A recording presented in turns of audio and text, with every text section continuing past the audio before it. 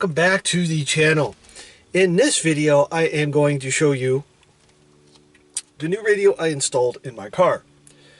To give you a little background, the car I am in is a 2014 Spark.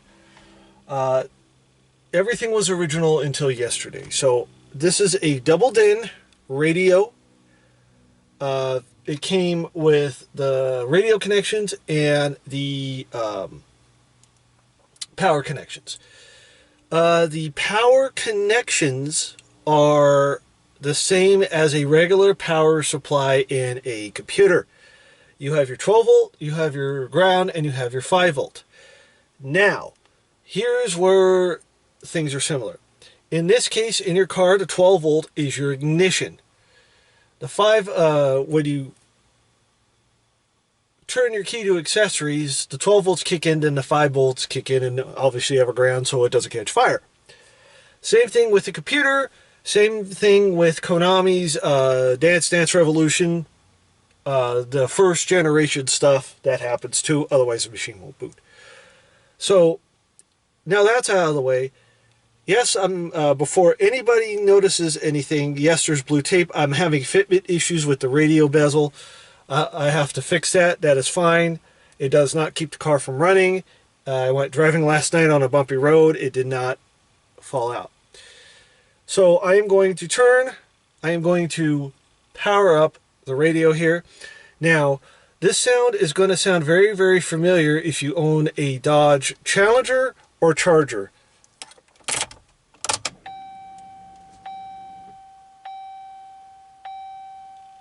There it goes, it's booting. Okay, so here's what we have. This is not any device connected. I'm not sure if you could see it or not on camera here, but there is a USB port right here.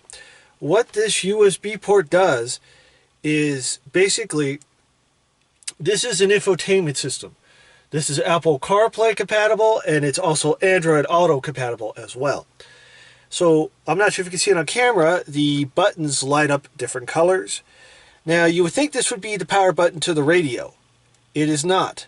This one is right here, so if I push that, if you push the volume knob, it does mute it. Let me back it out so you can see. As you can see, there's a red sound with the through it. So if I push this,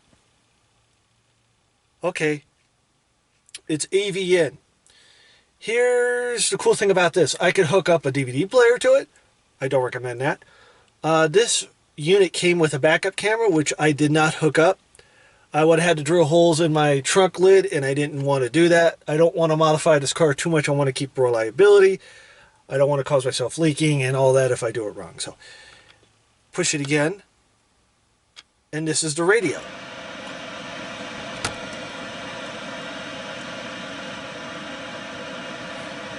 So as you see, I have a bunch of static here, so I'm going to push this to mute it.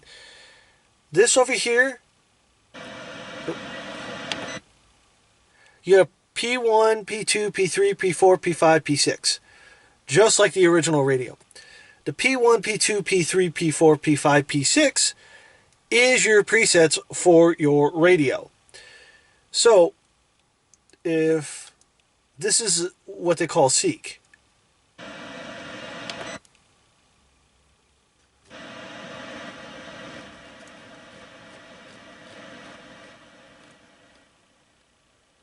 There we go. So if I push this, you see the number changing? That's why it's changing. If I push that again, there we go. So we have settings down here. So if I push settings, you have music.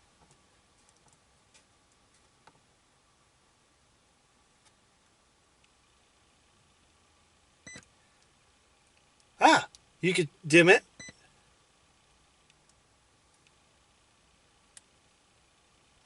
So let's say you're driving. I'm not sure if you can see it on camera or not. There is like a computer monitor type icon. If you push that, it goes dim, then it goes dark. You push it and it comes back up. So at night when you're driving, I'm going to have to start the car here in a second. So this is not any device connected. So what I'm going to do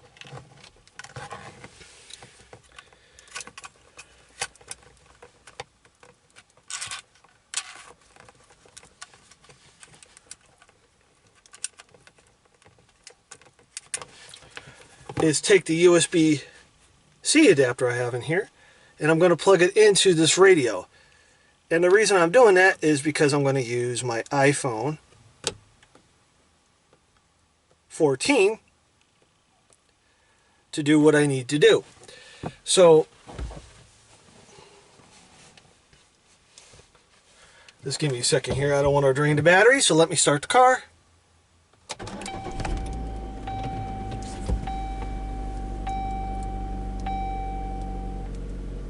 That's normal. The siren box is external. So basically it plugs into the radio, and I have it here. It didn't rattle. Doesn't keep the car from running. It runs pretty good. So I have my iPhone 14 here.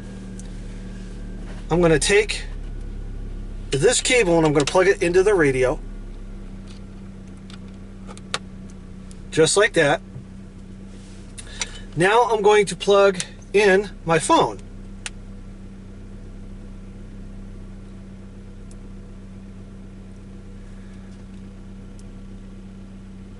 Now, as you can see here, it says unlock iPhone to use accessory, which means the phone is reading this as an accessory, so I'm going to unlock it.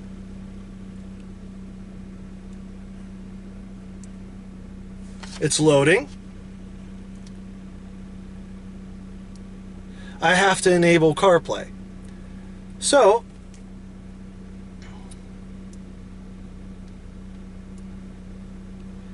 now I could set it up. So I have USB. I have card.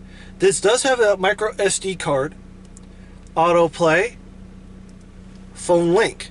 So if I push phone link, which means I'm going to have to go into the Siri settings and set it up. I have Bluetooth. This car has Bluetooth. So if I do this and I turn on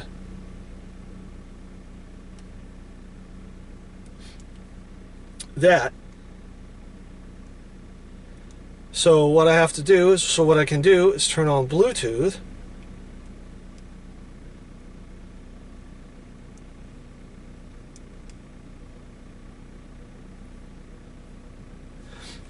And as you can see right here, it says Car Kit. I know, Knight Rider reference.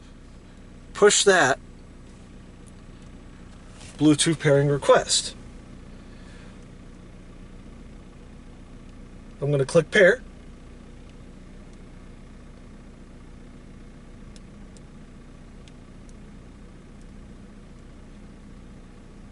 So there we go. I'm connected now. And it's also charging the phone. So if I go to settings,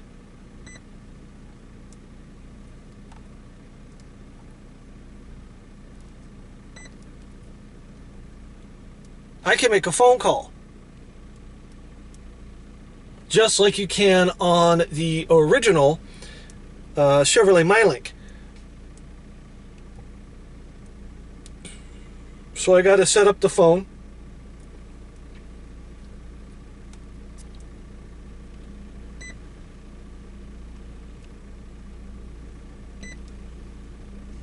There, you click the home button. So I'm going to do iPhone link. This should pop up with my GPS as well from my phone, is what I'm hoping.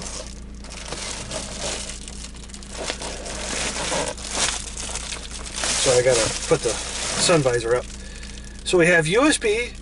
So I'm going to go to setup. Phone link, being parking. Radio area, Europe. I'm in the USA. Which means that, there we go. North America. 2, rearview camera, reversing sound. I don't need that. There we go. And you have pictures. I could change the background. So I'm going to change it to this. There we go. Go back to settings. This looks a little nicer. So let me set the clock. It is 10:34 a.m. as of right now. So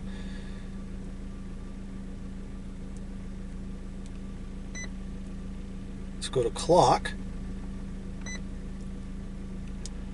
It's 2023 actually. It is February 20th. So we're going to do 02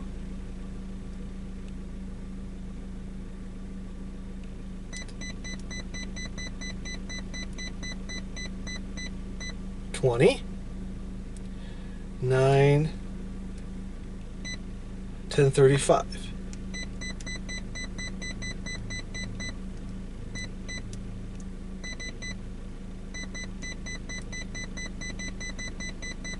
And that's coming through the speakers, the car speakers.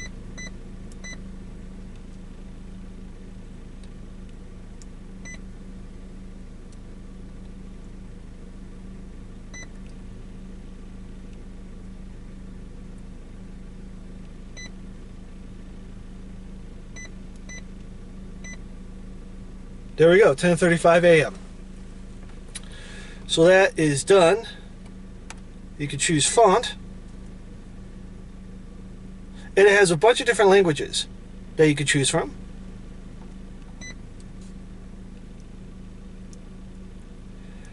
So the CarPlay, I have to go into Siri settings and set that up. So otherwise it won't work right. So we'll do this. So this is phone link. So let me go into Siri setup.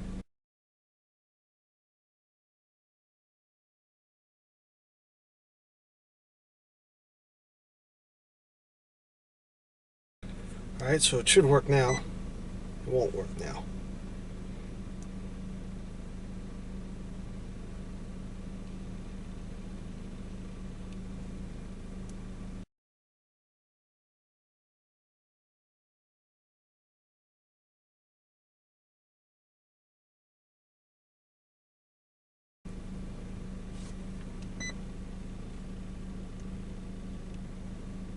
So I select autoplay.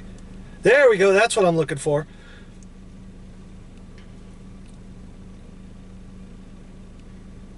I have GPS now.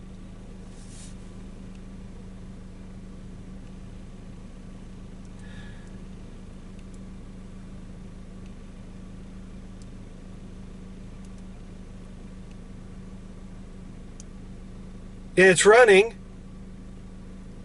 through my phone. And what's cool is I have text.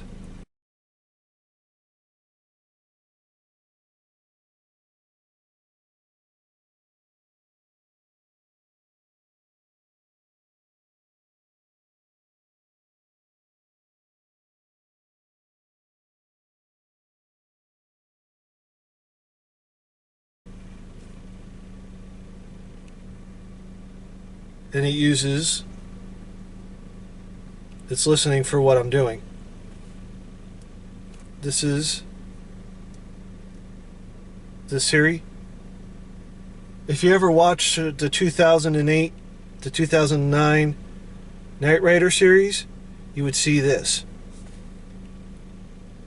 So not only can I make a phone call from this, I could use Google Maps when I'm driving somewhere.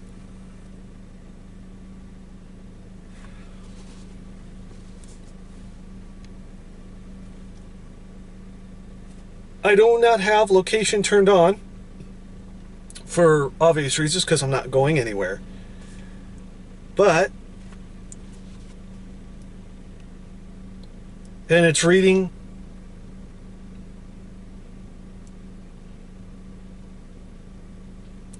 my stuff, which is really, really cool.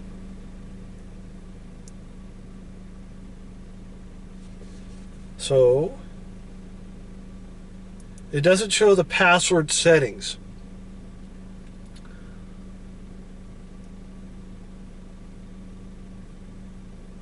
So basically what this is this is acting as a terminal for your phone.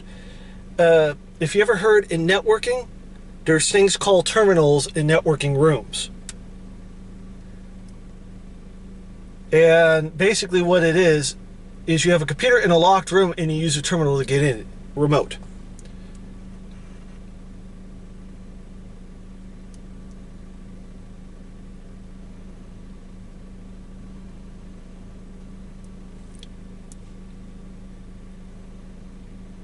You have to have the Siri options enabled. Otherwise it will not work. Which means that Siri controls certain things.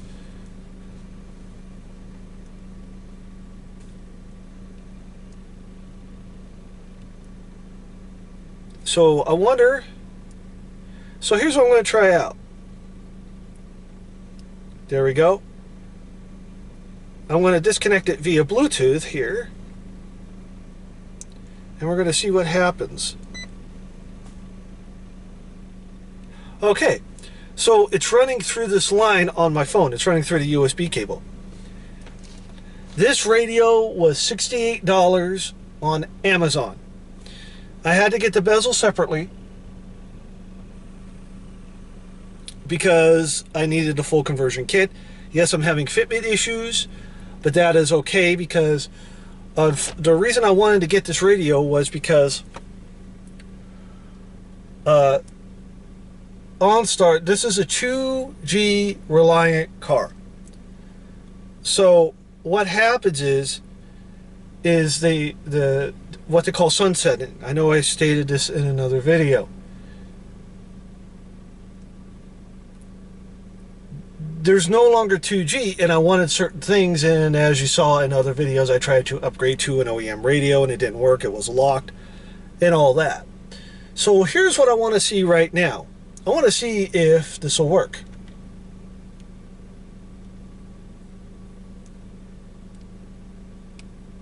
It will not come through here because this is the aftermarket radio. So basically, the OnStar computer contacts the original radio. So basically, anything to do with OnStar right now, I don't have anyway. So basically, the radio and the OnStar computer talk to each other. This isn't a factory radio. So basically, these buttons up here are kind of useless, but I want to see if I can reprogram them to do different things for this. So, push OK, and I have GPS. Pretty cool, huh? Push that. Push that. This is all my stuff. Settings. So let's see something here. Let's see what I can do. The settings are different. This is so I don't, this is what they call safety proofing. We'll go back here, Google Maps. Now what's cool is you have a Google Maps icon here and you have it here. I recommend using the one that's on the radio because it'll talk to it itself, or you can use the one from your phone, but I prefer to use this one. That's just me. And we have a calendar, we have messages, we have the phone.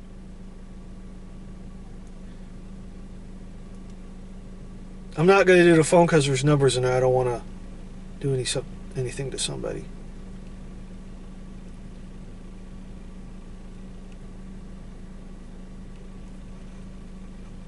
Library playlist radio.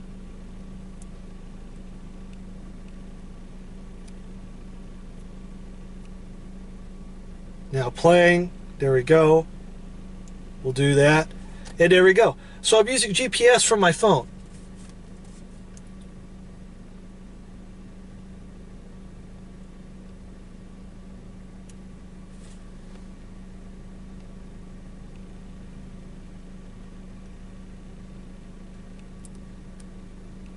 Push this button. Let's mute. So if I want to get back, I push power.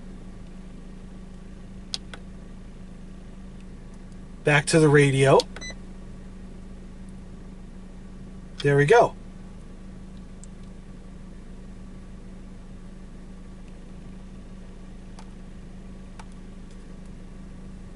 Push it again. And it's loading. There we go. Push it again. AV in. Push it again. Radio. Push it again. There we go. So if we go to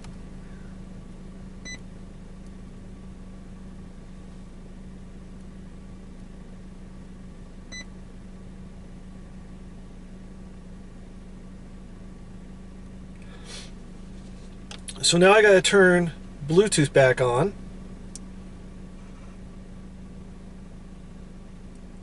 It's going to connect. So there's two dialers I can use to dial. My phone, or I can use the dialer on there which will tell my phone to call. So everything's Bluetooth. I'll have to turn the Bluetooth off, which is fine with me. So we go to autoplay.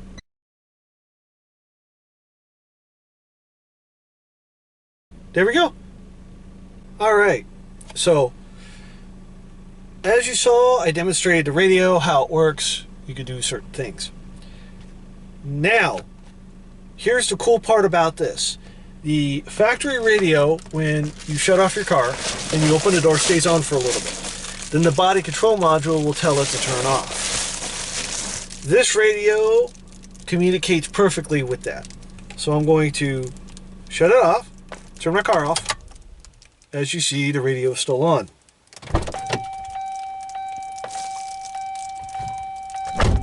Radio turned off.